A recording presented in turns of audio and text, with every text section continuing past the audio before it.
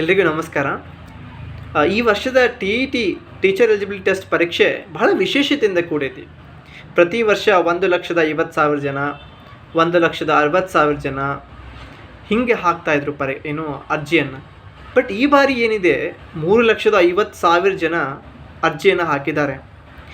ಕರ್ನಾಟಕದ ಇತಿಹಾಸದೊಳಗೆ ಮೊದಲ ಬಾರಿಗೆ 3.5 ಲಕ್ಷ ಜನ ಪರೀಕ್ಷೆಯನ್ನು ಬರೆಯಾಕೊಂಟಾರ. ಅದರೊಳಗೆ ನೀವು ಕೂಡ ಒಬ್ಬರು, ನಾನು ಕೂಡ ಒಬ್ಬ. ಹಾಗಾದರೆ ಈ TET ಪರೀಕ್ಷೆಗೆ ಇಷ್ಟೆಲ್ಲ ಅಪ್ಲಿಕೇಶನ್ ಹಾಕಿದ್ರು. ಪ್ರತಿ ವರ್ಷ 20,000, ಅಂದರೆ ಹೋದ ವರ್ಷ ಕೇವಲ 14,000 ಜನ ಪಾಸಾಗಿದ್ದರು. ಅದ್ರ ಹಿಂದಿನ ವರ್ಷ 20,000, 25,000, 30,000 ಜನ ಪಾಸ್ ಆಗ್ತಾರೆ. ಇದರೊಳಗೆ ನೀವೊಬ್ಬರು ಆಗಿರ್ಬೇಕಂತಂದ್ರೆ ನೀವು ಈ ವರ್ಷ ಇಲ್ಲಿವರೆಗೆ ಎಷ್ಟು ಚೆನ್ನಾಗಿ ಓದಿರ್ತೀರಲ್ಲ ಅದನ್ನು ಸ್ವಲ್ಪ ಜಾಸ್ತಿ ಮಾಡಿರಿ. ಬಹಳ ನೀವು ಪಾಸಿಟಿವ್ ಆಗಿ ಥಿಂಕ್ ಮಾಡಬೇಕು. ಪರೀಕ್ಷೆ ಚಲೋನ ಆಕೈತಿ, ನಾನು ಚೆನ್ನಾಗಿ ಓದ್ತೀನಿ, ಚೆನ್ನಾಗಿ ಬರಿತೀನಿ, ಯಾವುದೇ ಕಾರಣಕ್ಕೂ ಕೂಡ ನನಗೆ ಭಯ ಇಲ್ಲ ಅಂತ. ನಿಮ್ಮ ಗೆಳೆಯರೆಲ್ಲ ಹೇಳ್ಬೋದು, ನಿಮ್ಮ ಗೆಳತಿಯರೆಲ್ಲ ಹೇಳ್ಬೋದು, ಬಿಡೋ ಮರ, ಇನ್ನೆರಡು ದಿನದಾಗ ಏನು ಓದ್ತೀನಿ, ನೀನು ಟೈಮ್ ಎಲ್ಲೈತಿ ಅಂತ. ಪರವಾಗಿಲ್ಲ, ನಮ್ಮ ಕಡೆ ಎಷ್ಟು ಸಮಯ ಇದೆ, ನಾವು ಎಷ್ಟು ಪ್ರಯತ್ನ ಹಾಕ್ಬೋದು ಕೊನೆಯವರೆಗೂ ಕೂಡ, ಕೊನೆ ಗಳಿಗೆವರೆಗೂ ಕೂಡ ಅಷ್ಟು ಪ್ರಯತ್ನ ಹಾಕ್ರಿ. ನೀವು ಅದ್ಭುತವಾಗಿ ನೀವು ಸ್ಕೋರ್ ಮಾಡ್ತೀರಿ. ಮತ್ತು ಪ್ರಶ್ನೆ ಪತ್ರಿಕೆ ಈಸಿ ಬರುತ್ತೆ, ಡಿಫಿಕಲ್ಟ್ ಬರ್ತದೆ ಅನ್ನೋದನ್ನು ನೀವು ಫಸ್ಟಿಗೆ ಡಿಸೈಡ್ ಮಾಡಬೇಡ್ರಿ ಯಾವುದೇ ಕಾರಣಕ್ಕೂ ಕೂಡ. ಕ್ವಶನ್ ಪೇಪರ್ ಒಂದು ಮಾಡ್ರೇಟ್ ಇರ್ತದೆ, ಅಗದಿ ಹೈ ಟಫು ಇರೋಂಗಿಲ್ಲ, ಹೈ ಲೋನು ಇರೋಂಗಿಲ್ಲ. ಮತ್ತು ಇಲ್ಲಿನ ಇನ್ನೊಂದು ವಿಶೇಷತೆ ಏನಂತಂದರೆ ಈ TET ಪರೀಕ್ಷೆದು ಬರೋವಂಥ ಶಿಕ್ಷಕರ ನೇಮಕಾತಿಗೆ ಇದು ಭಾಳ ಮುಖ್ಯ ಆಗುತ್ತೆ. ಸ್ಕೋರ್ ಮಾಡ್ಕೋರಿ, ಅದು ಓಕೆ. ಮತ್ತು ಈಗ ಆಲ್ರೆಡಿ ಯಾರ್ಯಾರೆಲ್ಲ ಸರ್ವಿಸಲ್ಲಿ ಟೀಚರ್ಸ್ ಅದಾರೆ ಅವರು ಕೂಡ ಬರೆಯಾಕೊಂಟಾರ. ಇದು ಮೊದಲ ಬಾರಿಗೆ ಆಗ್ತಾ ಇರೋದು. ಹೀಗಾಗಿ ಅವ್ರಿಗೋಸ್ಕರ ಈಸಿ ತೆಗಿತಾರೆ, ಡಿಫಿಕಲ್ಟ್ ಬರೋಂಗಿಲ್ಲ ಅನ್ನುವಂತಹ ವಿಚಾರಗಳ ಇಟ್ಕೋಬೇಡ್ರಿ. ಪ್ರಶ್ನೆ ಪತ್ರಿಕೆ ಒಳಗಡೆ ಸಾಮಾನ್ಯವಾಗಿ ನಾವು 3 ವಿಧದ ಪ್ರಶ್ನೆಗಳನ್ನು ಕಾಣ್ತೀವಿ. ಒಂದು ಎಲ್ಲರೂ ಅಂದರೆ ಉತ್ತರಿಸುವಂತಹ ಸಾಮಾನ್ಯ ಪ್ರಶ್ನೆಗಳು ಅಂತ. ಮತ್ತು ಸ್ವಲ್ಪ ಸಾಮಾನ್ಯದಿಂದ ಅಸಾಮಾನ್ಯದೊಳಗೆ ಅಂತಲ್ಲ, ಸ್ವಲ್ಪ 75% ಓಕೆನಾ, ಅಷ್ಟು ಕಠಿಣ ಮಟ್ಟದ ಪ್ರಶ್ನೆಗಳು ಇರ್ತಾವೆ. ಮತ್ತು ತುಂಬ ಅಂದರೆ ವೈಜ್ಞಾನಿಕವಾಗಿ ಬಹಳ ನಾವು ಅನ್ವಯ ಮಾಡಿಕೊಂಡು ಪ್ರಶ್ನೆ ಉತ್ತರಿಸುವಂತಹ ಪ್ರಶ್ನೆಗಳು ಇರ್ತಾವೆ. ಅವೆಲ್ಲ ಒಂದು 10%, 15% ಇರ್ತವೆ. ಈಗ ನೀವು ಸಾಮಾನ್ಯ ಪ್ರಶ್ನೆಗಳನ್ನು ಖಂಡಿತವಾಗಲೂ ನೀವು ಪಾಸ್ ಮಾಡ್ತೀರಿ. ಪ್ರಶ್ನೆಗಳಿಗೆ ಏನೂ ಸಮಸ್ಯೆ ಬರೋಂಗಿಲ್ಲ. ನೀವು ಈವನ್ ಕೆಲವು ಕೂಡ 75% ಕ್ವಶನ್ಸ್ ಕೂಡ ಸಾಲ್ವ್ ಮಾಡ್ತೀರಿ.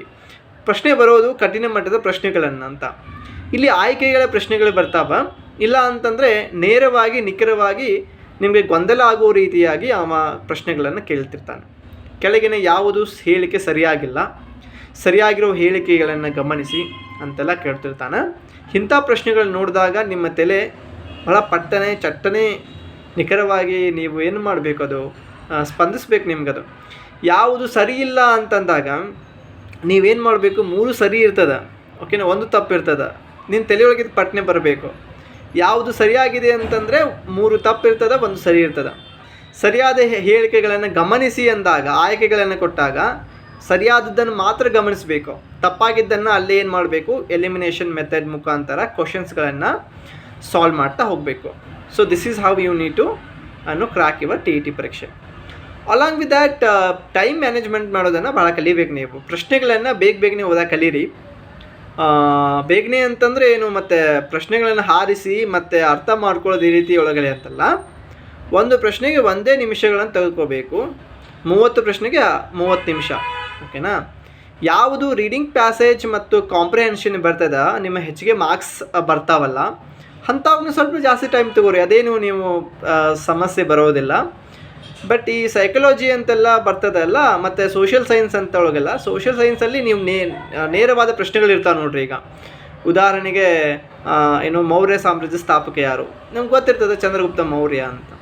ಸೊ ಹೀಗೆ ಅದು 1 ನಿಮಿಷ ಬೇಕಾಗಿಲ್ಲ ಅದಕ್ಕೆ. ಅಲ್ಲಿ ಸಮಯವನ್ನು ನೀವು ಬೇರೆ ಕಡೆ ಏನು ಮಾಡಬೇಕು, ಬಳಕೆ ಮಾಡಬೇಕು. ಇದನ್ನು ನೀವು ಕಲಿಬೇಕು.